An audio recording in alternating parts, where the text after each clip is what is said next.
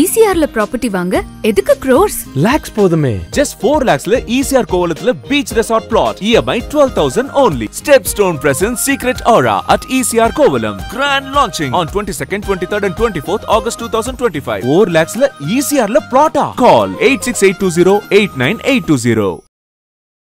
ஒரு பக்கம் மாநாடு ஆரம்பிக்குது.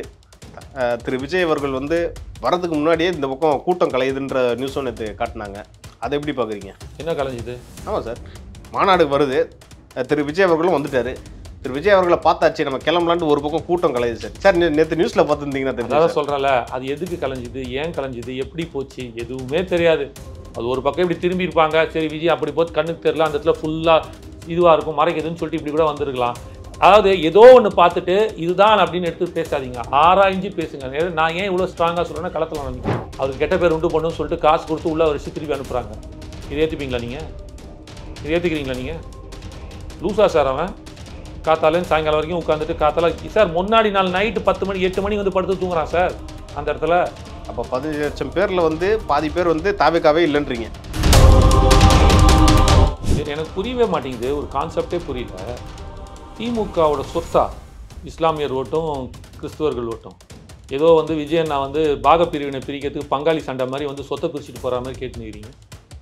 இது முதல்ல இதுவே தவறான ஒரு நிலைப்பாடு சார். அதை மக்கள் ஓட்டு போடுவான், அது மக்கள் எடுக்கும் டெசிஷன். இது ஜனநாயக நாடு, அவன் முடிவெடுப்பான் சார் யாருக்கு ஓட்டு போடணும் யாருக்கு ஓட்டு போடக்கூடாதுன்ட்டுன்னு. அது என்ன திமுகவோட சொத்து மாதிரியே பேசினுக்கிறீங்க? நேற்று நடந்த மாநாடு சொல்ல வருது, எங்கேயுமே அண்ணாவையும் நாங்கள் இந்த மாநாட்டிலிருந்து அண்ணாவையும் எம்ஜிஆரையும் எங்கள் கொள்கை தேர்வராக சேர்த்துக்கிறோம். இந்த 5ஓட சேர்ந்து இந்த 2 7 எங்கேயா சொன்னார். 5 மணிக்கு மேலே மாநாடு ஸ்டார்ட் பண்ணி 7 மணிக்கு தான் அவர் பேசுறதா இருந்துச்சு.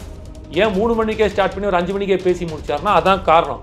வந்திருக்கிற மக்கள் கஷ்டப்படுறாங்க, வெயிலில் கஷ்டப்பட வேண்டாம், போதும் இல்லைன்னா இன்னும் வெயிட் பண்ணால் இன்னொரு 3 லட்சம் மக்கள் வந்துருவாங்க அப்படின்னா பரவாயில்ல. அதனால தான் அவர் பேசும்போது ஒன்று சொன்னார், இங்கே வந்திருக்கும் மக்களுக்கும் காணொலியும் வானொலியும் பார்த்து கொண்டிருக்கும் மக்களுக்கும் உயிர் வணக்கம்ன்றது. இவன் தான் சார் தலைவன்.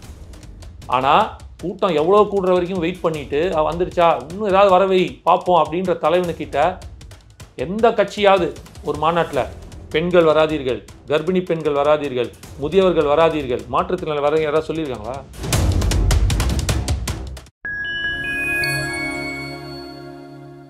பாயிண்ட் டைம் மீடியா நேயர்களுக்கு வணக்கம். நான் தேவராஜன். இன்று நம்மோடு இணைந்திருப்பவர் தமிழ்நாடு இளைஞர் கட்சியை சேர்ந்த திரு காமேஷ் அவர்கள். வாருங்கள், அவரிடம் பல்வேறு அரசியல் சார்ந்த கேள்விகளை முன்வைக்கலாம். வணக்கம் சார். வணக்கம் பிரதர். சார், நேற்று தாவேக்கா மாநாடு மதுரையில் நடந்துச்சு, நீங்களும் போனீங்கன்னு கேள்விப்பட்டேன். எப்படி இருந்துச்சு? தளபதியை பார்த்தீங்களா? ஒரு வாரமாக அங்கே தான் இருந்தோம். பயங்கர வைபு. ஸோ கிட்டத்தட்ட வந்து சித்திரையில் கள்ளழகர் மாதிரி நேத்திக்கு வந்து தாவேக்காவோட திருவிழா தான், அப்படி தான் நம்ம பார்க்குறோம். சித்திரை திருவிழான்னு சொல்லுவாங்க மதுரையில், அதுபோல் நேற்றுக்கு தாவேக்கா திருவிழாக மிக சிறப்பாக ரொம்ப நல்லா இருந்துச்சு. அதில் முக்கியமான ஒரு விஷயம் நான் என்ன பார்க்குறேன் அப்படின்னா, ஒரு ஆர்கனைஸ்டான ஒரு பசங்களாக இருந்தாங்க. ஸோ அது வந்து சாதாரண விஷயம் கிடையாது. ஒரு 15 லட்சம் மக்கள் கூடுற இடத்துல, அதுவும் வந்து ஒரு 18 வயசுலேருந்து ஒரு 30 வயசுக்குள்ளே தான் 90%, 90% மேலே இருக்கிற மக்கள், அப்படி இருக்கிற ஒரு மக்கள். இதை ஏன் சொல்கிறேன்னா, இது அணில் குஞ்சுகள், ரசிகர்கள், இவனுக்கு பக்குவத்தன்மை இல்லை, பொறுப்பு இல்லைன்னா சொல்கிறீங்கள, அதெல்லாம் எதுவுமே இல்லாமல் ஒரு நல்ல வைபோட, ஒரு நல்ல ஒரு பாசிட்டிவிட்டி எனர்ஜியோட வந்து தன் தலைவன் பேசுகிறத கேட்டுட்டு ஒரு ஆரோக்கியமாக ஒரு நிசர்தமாக அழகாக அப்படியே கிளம்பிட்டாங்க. மேலே எல்லாம் குஸ்டி போனாங்க. அதாவது நீங்கள் ஒரு விஷயத்தை புரிஞ்சிங்க, அது வந்து அவன் தலைவன் மேலே இருக்கிற பற்று. ஆர்கனைஸ்டுன்னு சொன்னீங்க. ஆமாம், இதில் என்ன தப்பு இருக்குது சொல்லுங்கள்? என்ன தப்பு சொல்லுங்கள் சார்? இப்போது நீங்கள் இருக்கீங்க, ஒரு வாரம் நீங்கள் ஊரில் இல்லை, ஊரை முடிச்சுட்டு வீட்டுக்கு வரீங்க, உங்கள் வீட்டு குழந்தை ஓடி வந்து உங்களை கட்டி பிடிக்கும், கிஸ் பண்ணும், கடிக்கும், அடிக்கும், எல்லாமே செய்யும். பொதுவெளியில் இல்லை சார். பொதுவெளின்னா புரியல. பொதுவெளி இல்லை, அது குடும்பத்தோட நடக்கிறது. அவ்வளோதான் சார், ரொம்ப சிம்பிள். உங்கள் குடும்பத்துக்குள்ளே நடக்கிறது அது தாவேக்கா குடும்பத்தில் நடக்குது.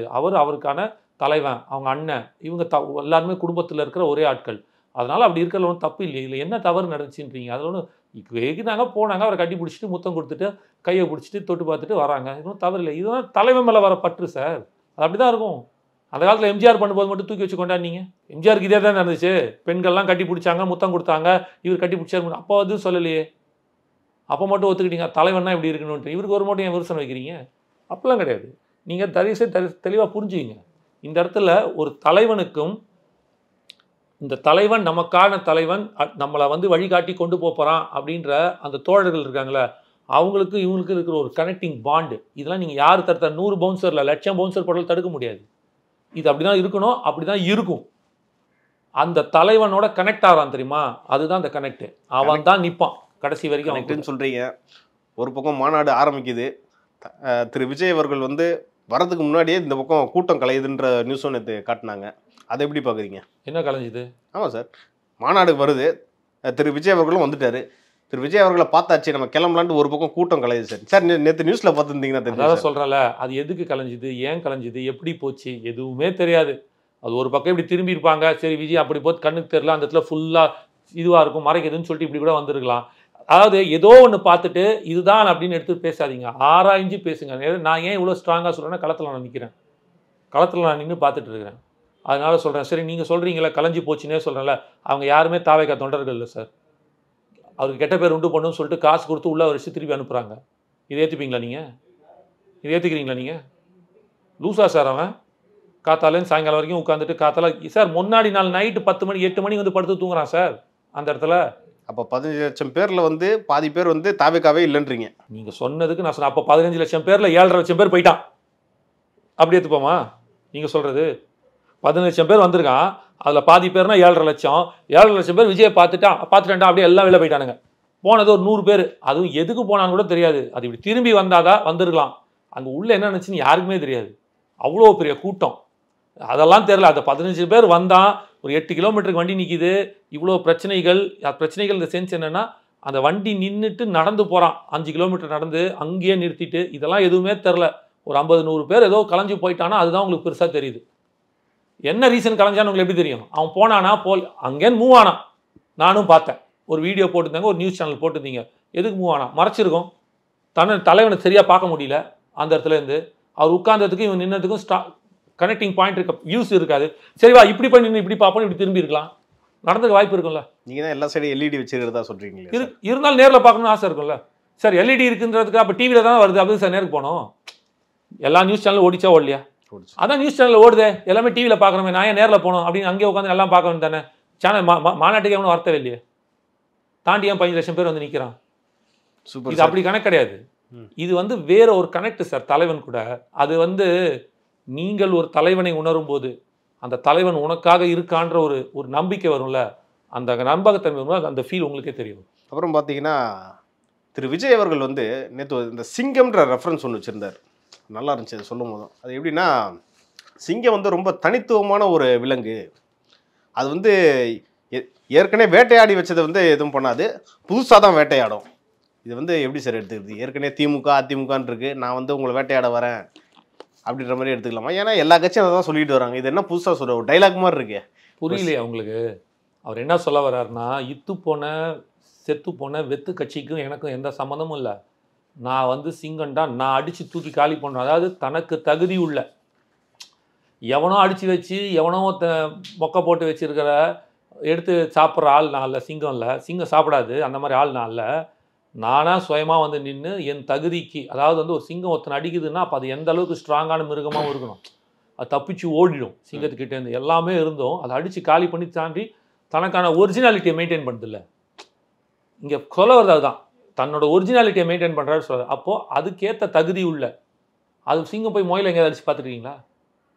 எனக்கு தெரிஞ்சு நான் பார்த்ததே கிடையாது. சொல்கிறேன், ஒரு உதாரணத்துக்காக சொல்கிறேன். இது மாதிரி குட்டி குட்டி விஷயங்கள் இருக்கும்ல, அதை விட்டுட்டு தன்னோட கர்ஜனைக்கேற்ற தன்னோட அந்த வலிமைக்கேற்ற ஒரு இதை இது கிரியேட் பண்ணுதில்ல, தனக்கு ஒரிஜினாலிட்டி சம்பந்தம். எவனோ தடிச்சு வச்சு சின்ன போதும் தின்ற கூட்டம்ல, தனக்கு சுயம்பாக ஒரிஜினலோட இருக்கிற ஒரு விஷயம் இருக்குல்ல, அதை தான் அவர் அந்த இடத்துல ஒரு மெயினாக சொல்கிறார். அப்படி நான் வரவேன் கண்டிப்பாக எனக்கான படையோடு நான் வரேன்.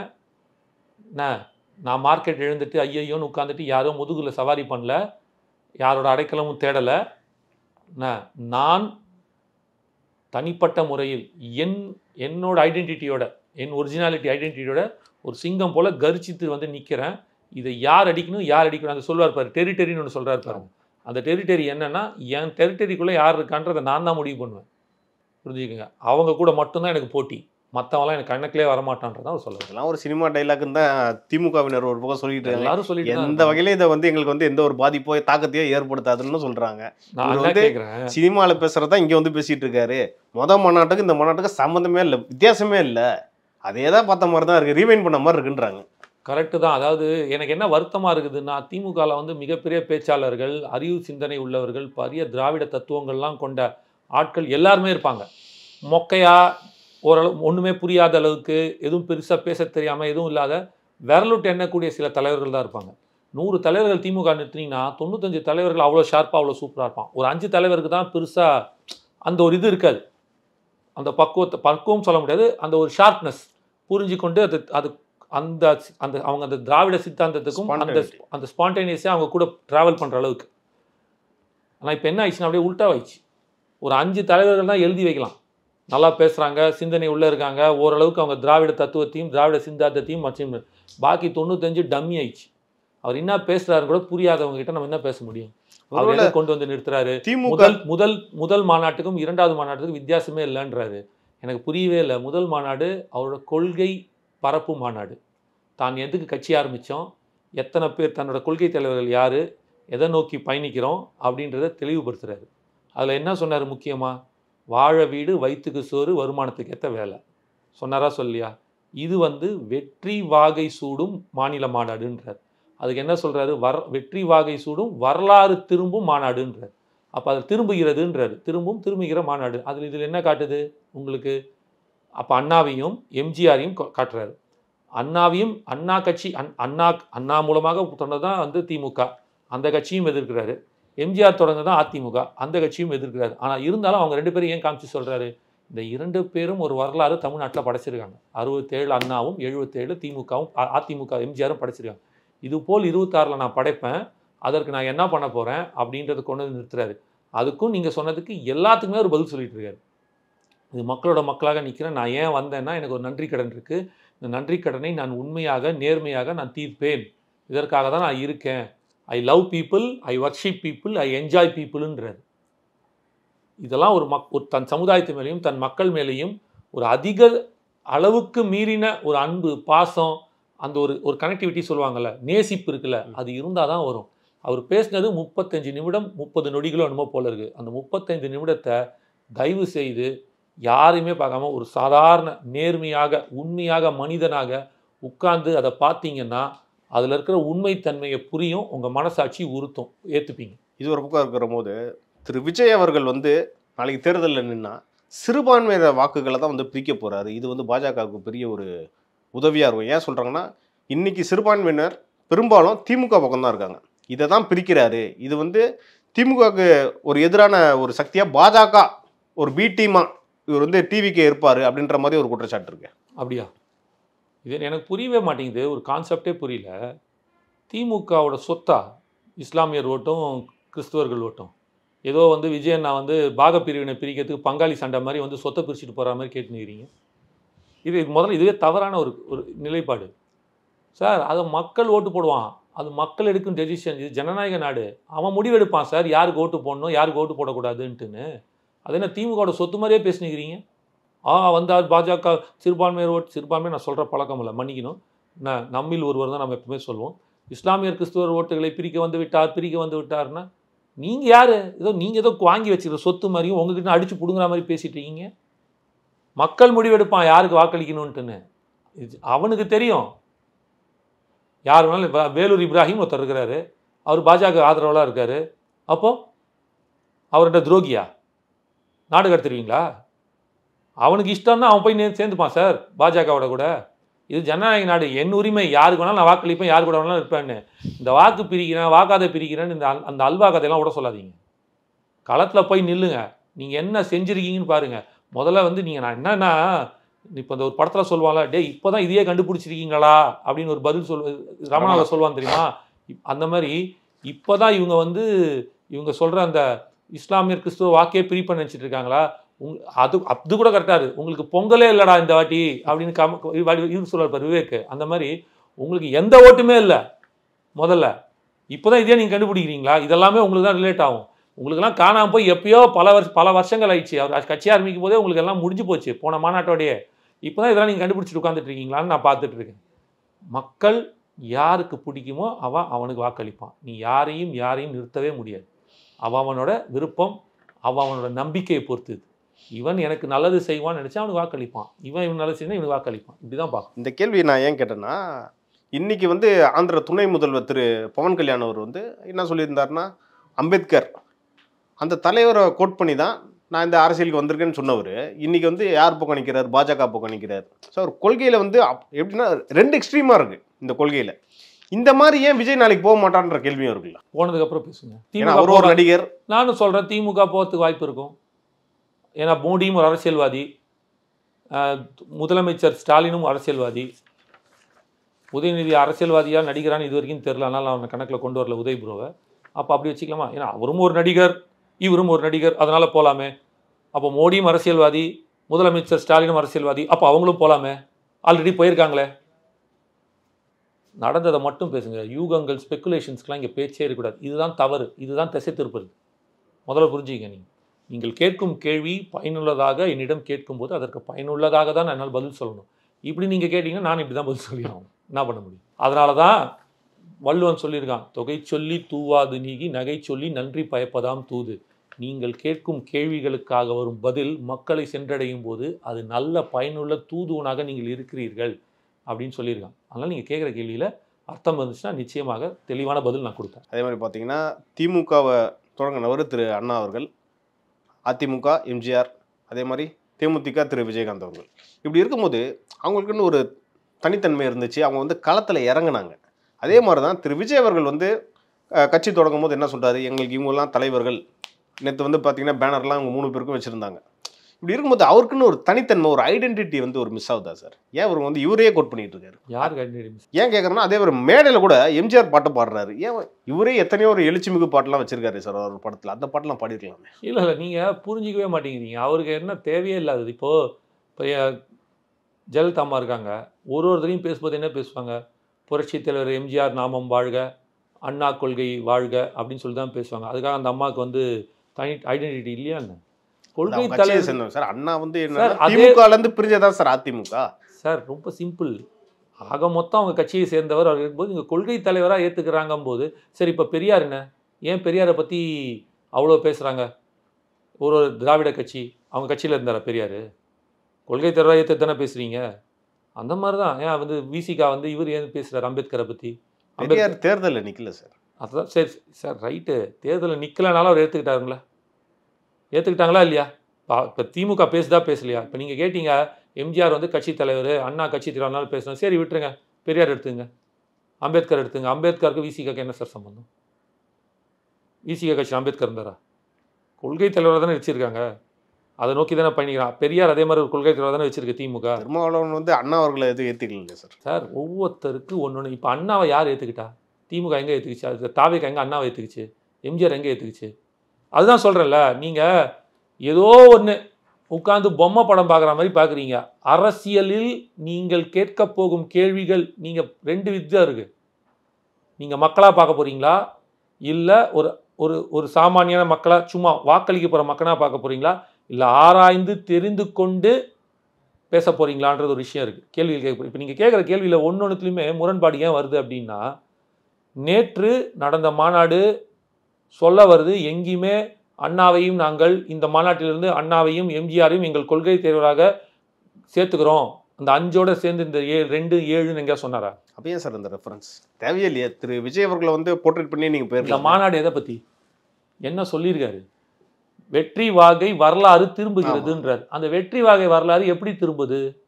அதற்கு தான் 67 நடந்த அண்ணாவையும் 77 நடந்த எம்ஜிஆரையும் காட்டுறாரு. இதில் என்ன தவறு இருக்குது?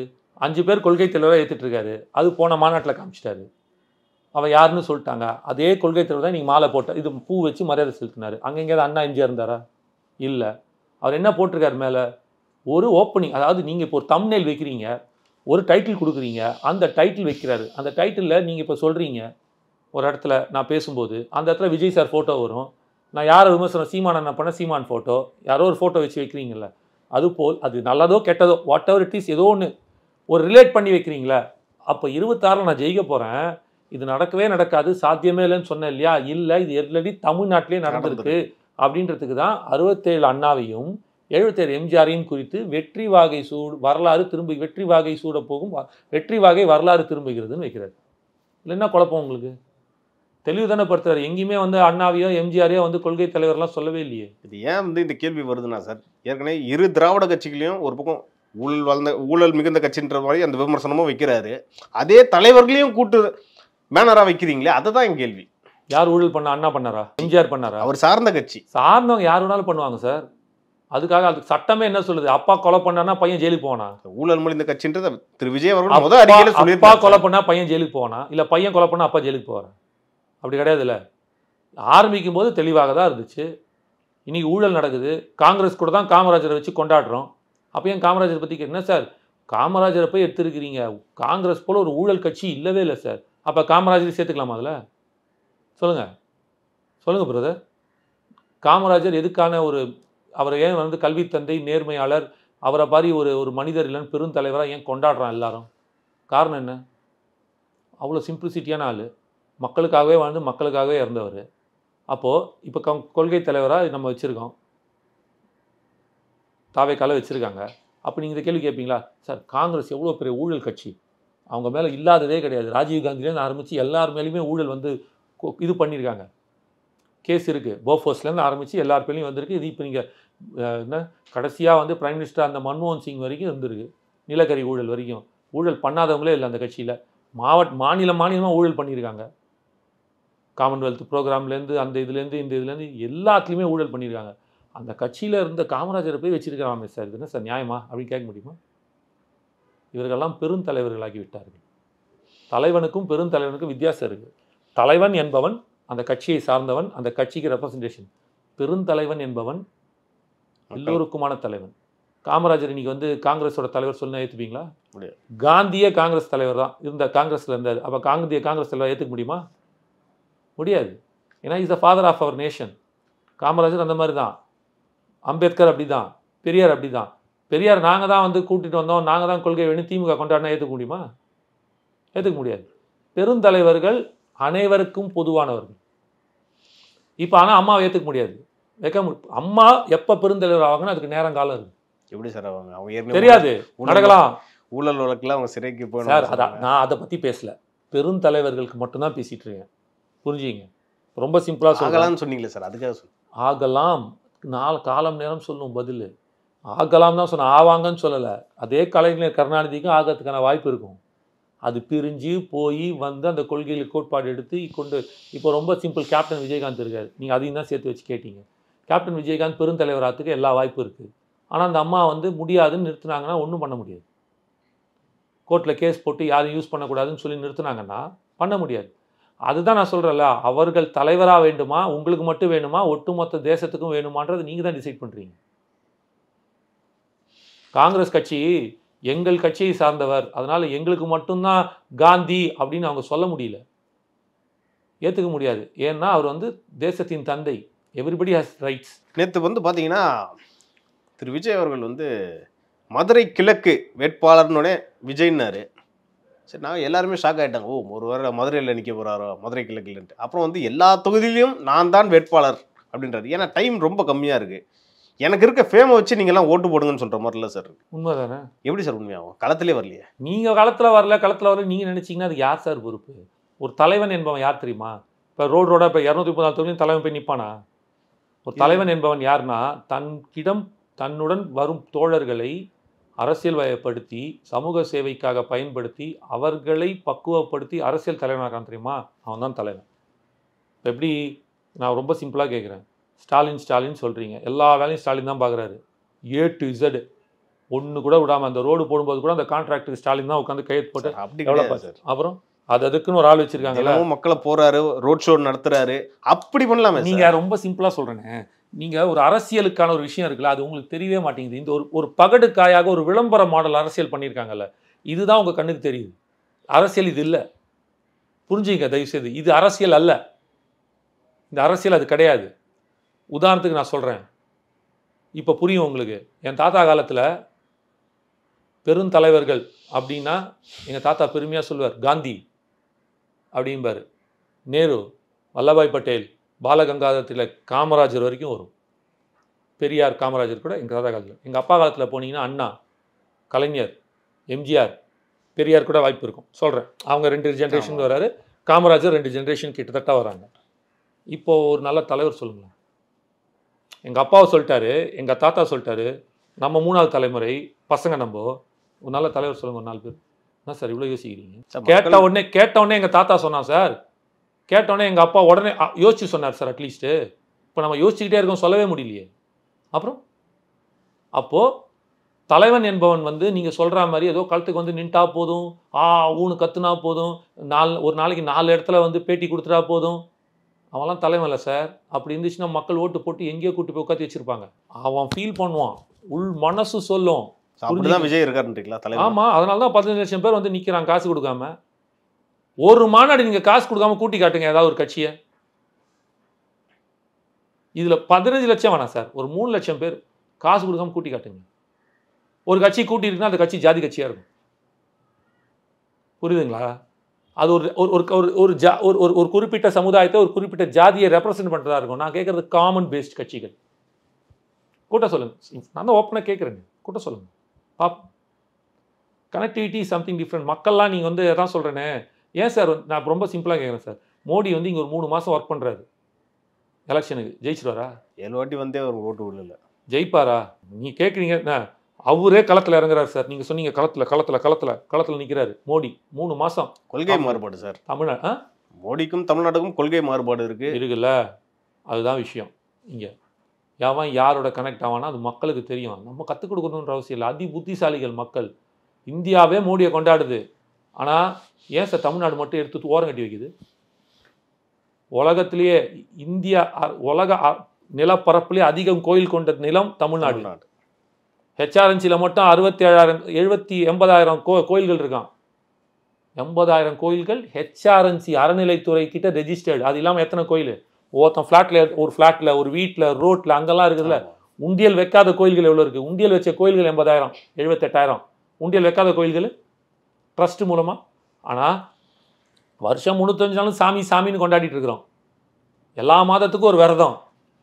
சாமி தான் எல்லாமே சொல்கிற பாஜகவால் ஒரு கவுன்சிலர் கூட ஜெயிக்க முடியல. சாமியே இல்லைன்னு சொல்கிற திமுக ஆட்சியே பிடிக்கிறான். அப்போ மக்கள் எவ்வளோ புத்திசாலின்றதை பார்த்துங்க. அப்போ அந்த நேற்றுக்கு போய் 15 லட்சம் பேர் நின்னவன் வெறும் அரசியல் எல்லாமே. அதை நான் பார்த்த விமர்சனம். அவன்லாம் ஒரு ரசிகன், அனில் குஞ்சு ரசிகர் முட்டா பையன் அப்படின்றீங்க. அப்போ அந்த 15 லட்சம் பேர் முட்டா பையன். அப்போ இத்தனை நாளாக வாக்களித்தவங்களாம் முட்டா பையன். இந்த இல்லை சார், இந்த விமர்சனம் ஏன் வருதுன்னா, இவரும் நடிகர் தான், திரு விஜய் அவர்களும் நடிகர் தான், திரு எம்ஜிஆர் அவர்களும் நடிகர் தான். நடிக்கிறதுக்கு முன்னாடி அவர் திமுகவில் பயணித்தவர், களத்தில் இருந்தவர், மக்களை சந்தித்தவர். நான் ரொம்ப சிம்பிளா சொல்றேனே, நான் அதுதான் சொல்றேன். எப்படி எம்ஜிஆர் வந்து களத்திலிருந்து மக்களை சென்றவர்னா ரோடா போனாரு, பார்த்தாரு. அது கிடையாது சார், ரோடா சந்திக்கிறது தான் களத்திலும் கிடையாது. மக்களுக்கான அவங்களோட சப்போர்ட் பண்றது, அவங்கள பத்தி பேசுறது, அவங்களோட பிரச்சனையை பத்தி பேசுறது, இதுதான் நான் களம்னு நான் சொல்ல வரேன். அது விஜய் பண்ணலான்றீங்க, விஜய் நான் பண்ணலான்றீங்க. எங்க சார் நீங்க பார்க்கலன்னு சொல்லுங்க, நீங்க பார்க்கலன்னு சொல்லுங்க. நான் இப்போ ஒரு மணி நேரம் பேசுவோமா? ஒரு மாவட்டமாக சொல்கிறீங்களா? அந்த மாவட்ட பேர், அந்த மாவட்டத்தோட மாவட்ட செயலாளர் யார், அவர் என்னென்ன பண்ணியிருக்காரு, நான் உட்காந்து சொல்லட்டுமா? சார் கனெக்ட் ஆமாவெல்லாம் காசு கொடுக்காம எவனும் வரமாட்டான் சார். காசு இந்த காலத்தில் ஒன்று வச்சிங்க, அந்த காலத்தில் இருந்தவனை விட இந்த காலத்தில் இருக்கிறவன் இன்னும் புத்திசாலியாக இருக்கான், இன்னும் மூளையாக. அந்த காலத்தில் மனிதாபிமானம்னு ஒன்று இருந்துச்சு. இந்த காலத்தில் அது கூட கிடையாது. மெக்கானிக்கல் லைஃபுக்கு போயிட்டோம். பணம் பணம் பணம் பணம் பணம்ன்ட்டு எதை எடுத்தாலும் பணம், பணத்திலே பணம் பார்த்த கூட்டங்கள் இதெல்லாம். ஒருத்தன் வந்து முன்னாடி நாளே வந்து படுத்து தூங்குறான். ஒரு 2 லட்சம் பேர் ஒரு காத்தாலேருந்து சாயங்காலம் வரைக்கும் அவர் 5 மணிக்கு வருவாருன்னு தெரியும். இருந்தாலும் காத்தால 5 மணிக்கே உள்ளே ஓடி வந்து உட்காந்துருக்கான். அந்த பொட்டை வெயில், அவனுக்கு தெரியாத வெயில்னு. நான் எப்படி ஆகிட்டேன் பார்த்தீங்களா?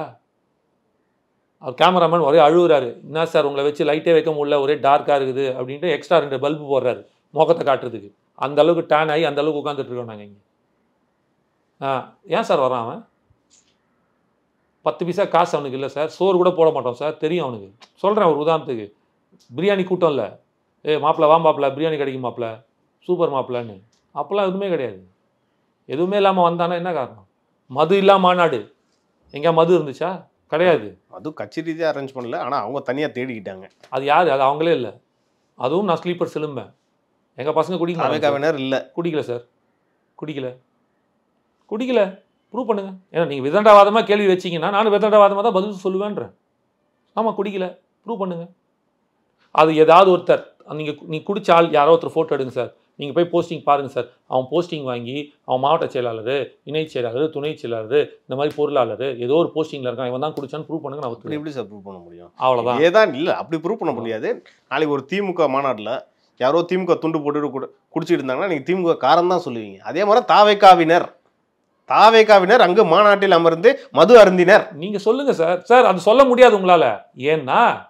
ஏன் சொல்ல முடியாது அப்படின்னா, எங்க தாவேகாரன் குடிக்கல, திமுக ஏன் குடிச்சான்னு நான் சொல்றேன்னா, உங்களோட பூத் வாலண்டியர் மேனேஜ்மெண்ட் மீட்டிங்ல தண்ணி வைக்கிறதுக்கு பதில் பீர் வைக்கிறீங்க சோத்துக்கு. அப்ப எப்படி தோணும்? நாங்க வச்சோமா? எங்க அண்ணன் வச்சாரா? நீங்க குடிக்க வச்சிட்டு இருக்கீங்க, நாங்க படிக்க வச்சுட்டு இருக்கோம். சாப்பாடு போடுறாரா இல்லையா? ஒரு முறையும் சாப்பாடு போடுறாருல்ல. ஒரு பூத் வாலண்டியர் மீட்டிங் சாப்பாடு போடுறாரு, 10th 12th மீட்டிங் சாப்பாடு போடுறாரு, எல்லாம் இங்கே செயற்குழு மீட்டிங் சாப்பாடு போடுறாரு, பொதுக்குழு மீட்டிங் சாப்பாடு போடுறாரு, ஒரு கட்சி ஆஃபீஸில் நடக்கிற ஒரு இடத்துக்கு மீட்டிங் சாப்பாடு போடுறாரு. என்ன போடுறாரு? ஒன்று பிரியாணி போடுறாரு, இல்லைன்னா அறுசுவை உணவு போடுறாரு, பந்தி பரமாறுறாரு. அந்த சாப்பாடையும் பொதுச் செயலாளர் ஆனந்த் அண்ணனே ஒவ்வொருத்தருக்கும் போடுறாரு. நீங்கள் என்ன பண்ணுறீங்க? இப்போ நீங்கள் கேட்டீங்க இல்லையா, ஏன் சார் நீங்கள் இப்படி சொல்கிறீங்களே, அப்போ திமுகவோட மாநாட்டில் எவனோ ஒருத்தன் குடிச்சிட்டு போனானா, ஆனால் நீங்கள் அவனா திமுக தானே சொல்கிறீங்க. அப்போ அதே மாதிரி தான் இங்கே வராது. இங்கே நாங்கள் சாப்பாடு மட்டும்தான் போடுறோம், குடிக்க தண்ணி தான் வைக்கிறோம். நீங்கள் என்ன வச்சிங்க? பீர் வச்சிங்களே, வந்துதா இல்லையா? அப்போ உங்களை குடிக்காரன் தான் சொல்ல முடியும். இப்போ இதுக்கப்புறம் நடக்க போகிற மாநாடும் இதே மாதிரி கட்டுக்கோப்பாக தான் நடக்கும். மிக சிறப்பாக, சீரும் சிறப்புமாக, இதை விட இன்னும் பக்குவத்தன்மையோட, இன்னும் பல லட்சம் மக்கள் உள்ளே வந்து இன்னும் சிறப்பாக நடக்கும். இன்னொரு உண்மையை சொல்கிறேன், நேற்றுக்கு வந்து அது 15 லட்சம் பேர் குறையாமல் இருக்கும், அது இன்னும் 20 லட்சமே ஆயிருக்கும். அண்ணன் என்ன பண்ணார் தெரியுமா? வெயில் ஜாஸ்தி ஆயிடுச்சு, பாவம் மக்களால் முடியல, போதும் வந்துட்டு இருக்காங்க. மேலூர் சைட்லாம் நிற்கிது கூட்டம், உள்ள டிராஃபிக் ஜாம் முடிஞ்சிருச்சு அந்த ரோடே. இதுக்கப்புறம் உள்ளே விட்டா மதுரை ஸ்தம்பிச்சிரும், ஜாம் ஆகி நின்றுடுன்ட்டுன்னு மேலூரில் நிறுத்திட்டான் வண்டியை. மக்கள் இறங்கி பஸ்ஸை பிடிச்சி ஆட்டோ பிடிச்சி வந்துட்டு இருக்காங்க உள்ள. மாலை 5 மணிக்கு மேலே வச்சுருக்கலாம் சார் மாநாடு. அதை தானுங்க சார் சொல்லிட்டு இருக்கேன். 5 மணிக்கு மேலே மாநாடு ஸ்டார்ட் பண்ணி 7 மணிக்கு தான் அவர் பேசுறதா இருந்துச்சு. ஏன் 3 மணிக்கே ஸ்டார்ட் பண்ணி ஒரு 5 மணிக்கே பேசி முடிச்சாருன்னா அதான் காரணம். வந்திருக்கிற மக்கள் கஷ்டப்படுறாங்க, வெயிலில் கஷ்டப்பட வேண்டாம், போதும், இல்லைன்னா இன்னும் வெயிட் பண்ணால் இன்னொரு 3 லட்சம் மக்கள் வந்துருவாங்க அப்படின்னா பரவாயில்ல. அதனால தான் அவர் பேசும்போது ஒன்று சொன்னார், இங்கே வந்திருக்கும் மக்களுக்கும் காணொலியும் வானொலியும் பார்த்து கொண்டிருக்கும் மக்களுக்கும் உயிர் வணக்கம்ன்றார். இவன் தான் சார் தலைவன். ஆனால் கூட்டம் எவ்வளோ கூடுற வரைக்கும் வெயிட் பண்ணிட்டு வந்துருச்சா, இன்னும் ஏதாவது வரவை பார்ப்போம் அப்படின்ற தலைவனுக்கிட்ட எந்த கட்சியாவது ஒரு மாநாட்டில் பெண்கள் வராதீர்கள், கர்ப்பிணி பெண்கள் வராதீர்கள், முதியவர்கள் வராதீர்கள், மாற்றுத்திறனாளி வர யாராவது சொல்லியிருக்காங்களா? இவங்க சொல்கிறாங்க. ஏன் சொல்கிறாங்க? உன்னோட உண்மையான எண்ணம், உண்மையான பாசம், உண்மையான நேசம் எனக்கு தெரியும், நீ வந்து தான் காட்டணும்னு அவசியம் இல்லை, கஷ்டப்பட்டு வேண்டாம் பாவம் அப்படின்ற. ஓகே சார், நல்லா எல்லா விஷயமும் சொன்னீங்க. தாவேகாவில் நடக்கிற விஷயம், மாநாடு சம்பந்தமாக, அதுக்கப்புறம் தாவேகாவின் அரசியல் நகர்வுகள், அது குறித்து நல்லா டீட்டெயிலாக பேசுனீங்க. ஒன்று உங்கள்கிட்ட கேட்டுக்கணும்னு ஆசைப்பட்டேன், ஏன்னா வேற ஒரு சேனலில் பார்த்தேன், இந்த மாநாட்டு அந்த கொடி கம்பம் வந்து விழுறப்போ நீங்கள் ஆப்போசிட் சைடில் இருந்தீங்க. ஒருவேளை பின்னாடி பக்கம் விழுந்திருந்தா அது உங்கள் மேலே விழுந்திருக்கும், அது பெரிய ஒரு துயர சம்பவம் ஆயிருக்குன்னு சொல்லியிருந்தீங்க. என்ன சார் ஆச்சு? இல்லை, அது வந்து அங்கே களத்தில் 6 நாளாக நின்று நம்ம தான் வேலை பண்ணுறோம், எல்லாரோடையும் சேர்ந்து நம்மளாம் இருந்தோம். அண்ணன் வந்து அப்போ தான் வந்து கொடி கம்பத்துக்கான பூஜை முடிஞ்சிச்சு. அது எப்போவுமே ஆர்மிக்கு முன்னாடி ஒரு சின்னதாக அவர் ஒரு சென்டிமெண்ட்டாக அவர் வந்து பண்ணிட்டு பார்த்துட்டு ஓகேப்பா பக்கம் பண்ணிட்டு போயிட்டார். அதில் அந்த என்னன்னா, அந்த க்ரேனில் வந்து வைக்கும்போது பெல்ட் அருந்துடுச்சு, எல்லாம் முடிஞ்சிருச்சு. அங்கே இருக்கிற பேஸ் பக்கா, போல்ட்டு பக்கா, 12 போல்ட் வருது, இவ்வளோ பெரிய பேஸு, கிட்டத்தட்ட 2 அடிக்கு போட்டிருக்காங்க. 2 அடிக்கு கிட்டத்தட்ட ஒரு 6 அடிக்கு கீழே இறக்கியிருக்காங்க, 6-8 அடிக்கு கீழே இறக்கியிருக்காங்க பேஸுக்கு, ப்ளஸ் மேலே 2 அடிக்கு நிற்கிது. அது மட்டுமே பக்கா ரொம்ப ஸ்ட்ராங், அதெல்லாம் எந்த இஷ்யூஸும் கிடையாது. ஆல்ரெடி விக்ரவாண்டி நம்ம பண்ணது தான் பண்ணியிருக்காங்க, அதே மாதிரி தான் இங்கேயும் பண்ணுறாங்க. ஸோ பிளான் பண்ணிட்டு வந்தது எல்லாம் முடிஞ்சிச்சு. அண்ணன் பார்த்தாரு, ஓகேப்பான்ட்டாரு, கிளம்பிட்டாரு, ஓகே சொல்லிட்டு கிளம்பிட்டாங்க. சும்மா பார்த்துட்டு ஓகே. அவன் முடித்துட்டு இருக்கும்போது ஒரு சைடு என்ன ஆயிடுச்சு, ஸ்லிப் ஆயிடுச்சு. அது என்னென்னா, அப்படி உட்காந்து வைக்கிறாங்க இல்லையா, உட்கார வைக்கும்போது அது கொஞ்சம் அட்ஜஸ்ட் பண்ணி உட்காந்து வைப்பாங்களே, அதில் அட்ஜஸ்ட் பண்ணும்போது என்ன ஆயிடுச்சுன்னா ஒரு சைடு தூக்கிச்சு லைட்டாக. கிட்டத்தட்ட அது எவ்வளோ வெயிட்டுன்னு உங்களுக்கே தெரியும், 1.5 டன்னுக்கு மேலே அது வெயிட்டு. லைட்டாக தூக்கணும்னு என்னாச்சு, அந்த மேலே இருக்கிற பெல்ட் அறுந்துருச்சு, ஹோல்டு பிடிச்சிட்டு இருக்கோம்ல. அப்போ ஒரு சைடு மட்டும் உட்காத்தி வச்சுட்டு லாக் போட்டுட்டு இருக்காங்க. 4 பக்கத்தில் மொத்தம் 12 சைடு வருது. அதில் வந்து ஒரு சைடு பண்ணிட்டு இன்னொரு சைடு பண்ணும்போது ஒரு லைட்டாக அப்படி ஷேக் பண்ணி உட்காத்தி வைக்கும்போது அழுத்தும் போது அது என்ன ஆச்சுன்னா லைட்டாக தூக்கிடுச்சு. தூக்கும்போது அது என்ன ஆச்சு, பெல்ட் இருந்துச்சு. பெல்ட் இருந்தவுடனே அந்த ஃபோர்ஸ் தாங்காமல் அந்த இப்படி இருந்த அது பேர் என்ன கொடிக்கம்பம் வந்து இப்படி விழுந்துச்சு.